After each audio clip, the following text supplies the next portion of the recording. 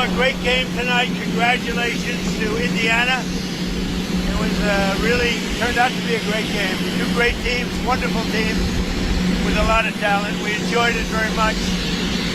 Our country's doing very well. We have many buildings opening, factories opening. We've never had anything like it. And I think you're going to see results very soon. You're already really seeing them. But we have more money being invested in our country than any country in history.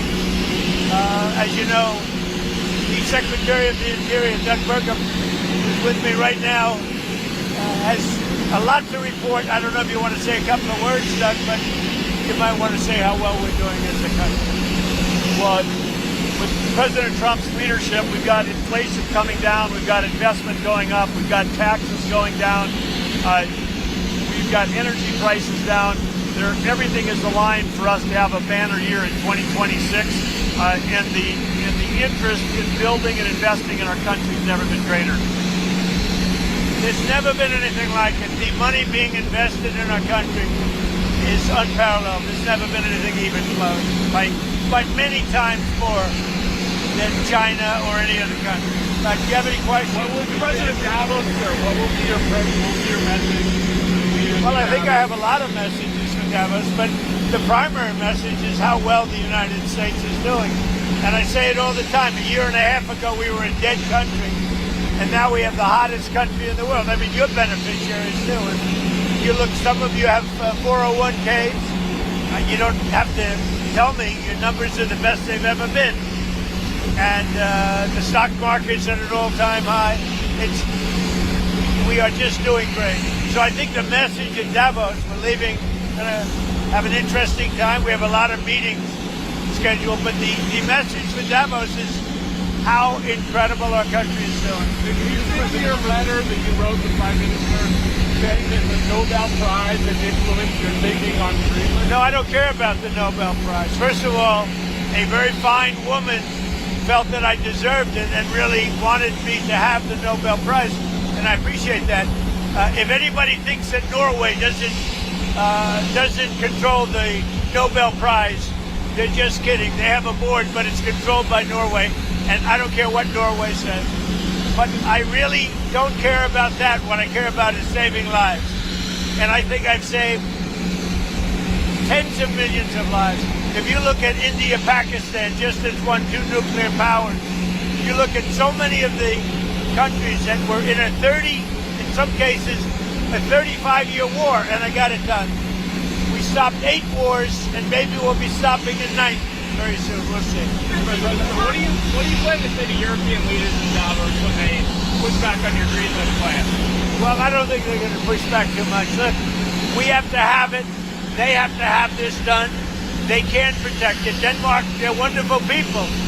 And I know the leaders are very good people, but they don't even go there. And, you know, because a boat went there 500 years ago and then left, that doesn't give you title to property. So we'll be talking about it with the various people. We've had tremendous success, and I've done more for NATO than anybody else. I don't think you'd have NATO right now. I got them to go 5% and pay as opposed to 2% and not pay. I've done more than any other American president for NATO by far. And we'll see how that goes, but Greenland is very important. Have you invited President Putin to be a member of the Board of Peace? Yeah, he's been invited. Have you response to President Macron saying he will not join the Board of Peace? Oh, did he say that? Well, yeah. Nobody wants him because he's going to be out of office very soon. So, that's all right. What I'll do is if they feel like hostile, I'll put a 200% tariff on his wines and champagnes, and he'll join. But he doesn't have to join. If he said that, you're probably giving it to me a little bit differently. But if he actually did say that, but as you know, he's going to be out of office in a few months. Did you invite President Putin to join the... Yes, he's one of the people. These are world leaders, and the answer is yes.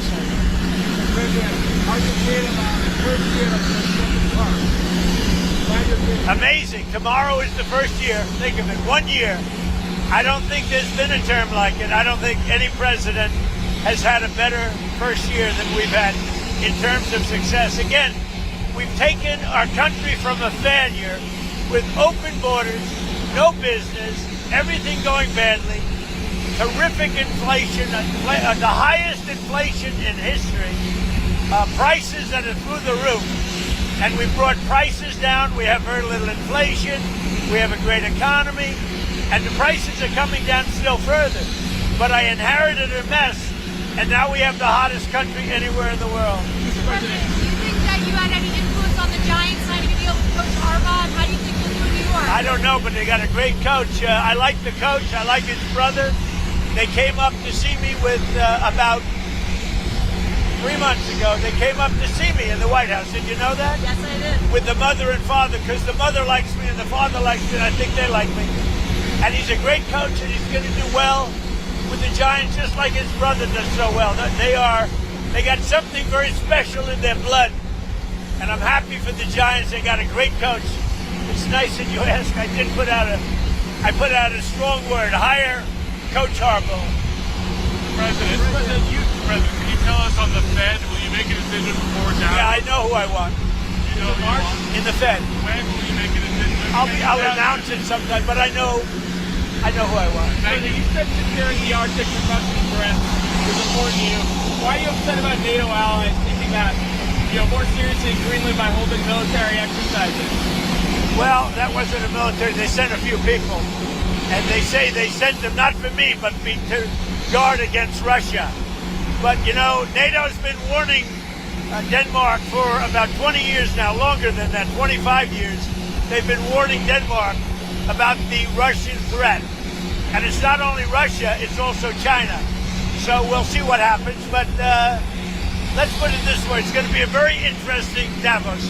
Goodbye, everybody. Have a good flight. Thank you. Thanks, President. Thank you, President.